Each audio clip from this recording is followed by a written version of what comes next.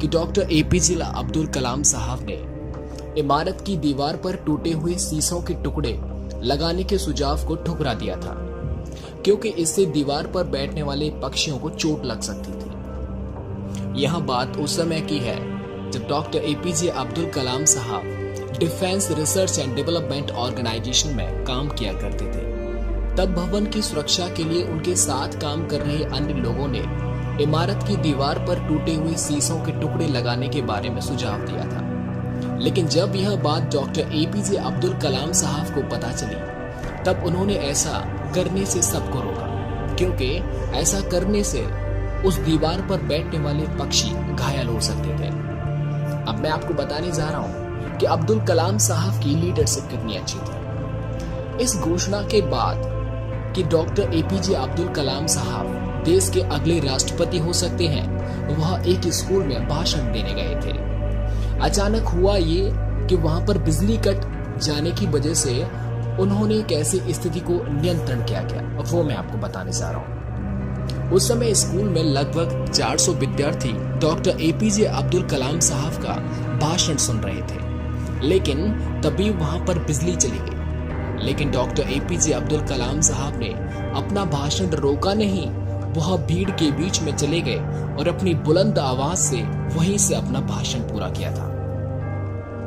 अब्दुल कलाम साहब की हम्बलनेस के बारे में एक बार जब युवाओं और किशोरों ने राष्ट्रपति कलाम साहब से मिलने का अनुरोध किया, तब राष्ट्रपति ने न केवल उन्हें अपना कीमती समय दिया, बल्कि उनके विचारों को गौर से सुना भी। हुआ ये था कि जब एक बार राष्ट्रपति कार्यालय में कुछ युवाओं ने देश के प्रथम नागरिक राष्ट्रपति कलाम साहब से मिलने का अनुरोध किया था, तब डॉक्टर एपीजे अब्दुल कलाम साहब ने न केवल उन बच्चों से राष्ट्रपति भवन के अपने निजी कक्ष में मिले, बल्कि उन्हें अपना कीमती समय भी दिया और साथ ही साथ उनके विचारों को ध्यान से सुना भी। उनकी चैरिटी कैसी थी? अब बात करते हैं अब्दुल कलाम साहब की चैरिटी के बारे में। राष्ट्रपति कलाम साहब ने अपने जीवन भर की बचत और वेतन एक संस्था थी जिसका नाम था PURA पूरा, जिसका उद्देश्य ग्रामीण क्षेत्रों में शहरी सुविधा उपलब्ध कराना था। अब अपने पूरे जीवन की उन्होंने कमाई इस पूरा नामक एक संस्था को दे दी थी। भारत सरकार वर्तमान राष्ट्रपति के साथ साथ सभी पूर्व राष्ट्रपति का ख्याल भी रखती है।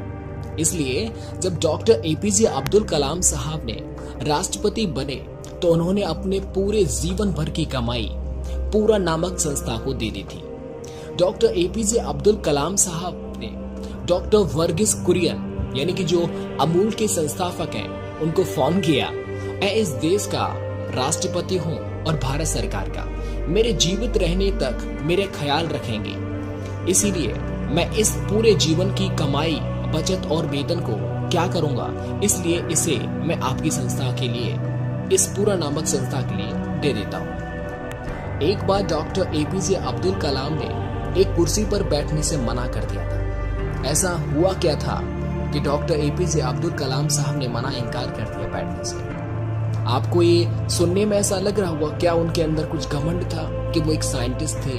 ऐसा बिल्कुल भी नहीं था। हुआ ये कि IIT वाराणसी के दीक्षांत समारोह में डॉक्टर कलाम साहब को मुख्य अतिथि चीफ गेस्ट के रूप में बुलाया गया था। स्टेज पर 5 कुर्सियां रखी गई थी।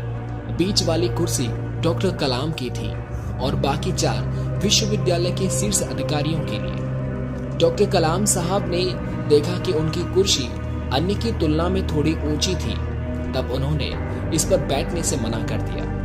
उस पर विश्वविद्यालय के कुलपति को बैठने के लिए अनुरोध किया। ऐसे थे हमारे कलाम साहब जी।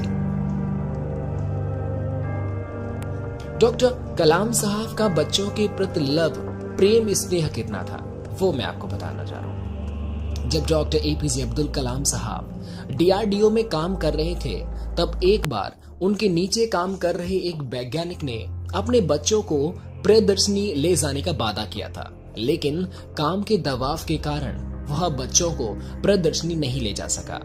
जब यह बात डॉक्टर एपीजे अब्दुल कलाम साहब को पता चली, तो उन्हें बहुत हैरानी हुई। वह खुद उस वैज्ञानिक के बच्चों को प्रदर्शनी ले गए थे। अब्दुल कलाम साहब कितने कॉमन इंसान को भी इनवाइट किया। हुआ ये था कि राष्ट्रपति कलाम साहब ने राष्ट्रपति बनने के बाद केरल की अपनी पहली यात्रा के दौरान केरल राजभवन में किसी राष्ट्रपति मेहमान के रूप में आमंत्रित किया गया था। वो आप सुनिए। हुआ ये कि सड़क के किनारे बैठने वाला मोची और दूसरा छोटे से होटल के मालिक, यह कोई मजाक नहीं है, डॉक्टर कलाम साहब ने ऐसा ही किया था। एपीजे अब्दुल कलाम साहब के अद्भुत सुविचार। बारिश के दौरान सारे पक्षी आश्रय की तलाश करते हैं, लेकिन बाज बादलों के ऊपर उड़कर बारिश को ही अवॉइड कर देता है। समस्या कॉमन है, लेकिन आपका एटीट्यूड इसमें डिफरेंस पैदा करता है।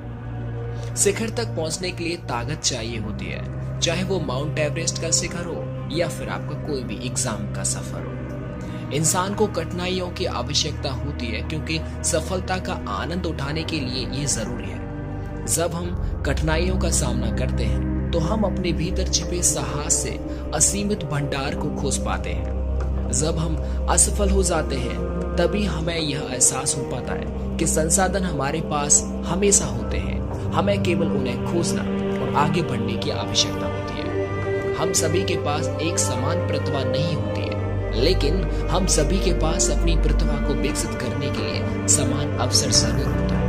मैं हमेशा इस बात को स्वीकार करने के लिए तैयार था कि मैं कुछ चीजें नहीं बदल सकता। अगर किसी देश को भ्रष्टाचार मुक्त और सुंदर मन वाले लोगों का देश बनाना हो, मेरा दृढ़पूर्वक मानना है कि समाज के 3 प्रमुख सदस्य ये काम सिर्फ कर सकते हैं। पहला है पिता, माता और गुरु। मिलता हूँ मैं आपको नेक्स्ट मोटिवेशनल वीडियो में। अगर आपने इस चैनल को सब्सक्राइब नहीं किया तो सब्सक्राइब कर लीजिए, ताकि आप अपने आप को मोटिवेशनल स्टोरीज से भरा हुआ फील कर पाएं। मैंने इस वीडियो के माध्यम से डॉक्टर एपीजे अब्दुल कलाम साहब की जिंदगी के कुछ आपको किस्से बताए। हमारे ऐसे थे कलाम साहब। मैं आप सबसे ये अनुरोध करूंगा कि जीवन में आपके अगर सबसे बड़ा कोई प्रेरणादायक स्रोत है तो वो है हमारे डॉक्टर एपीजे अब्दुल कलाम साहब, क्योंकि उनकी जिंदगी से शिक्षा लेना हमारा कर्तव्य है और हमको उनके बारे में ज्यादा से ज्यादा सुनना चाहिए। अगर आपको ये वीडियो अच्छी लगी हो तो प्लीज इस वीडियो को एक लाइक जरूर दीजिएगा। मिलता हूँ मैं आपको नेक्स्ट वीडियो में, तब तक के लिए मुझे दीजिए इजाजत। जय हिंद, जय भारत।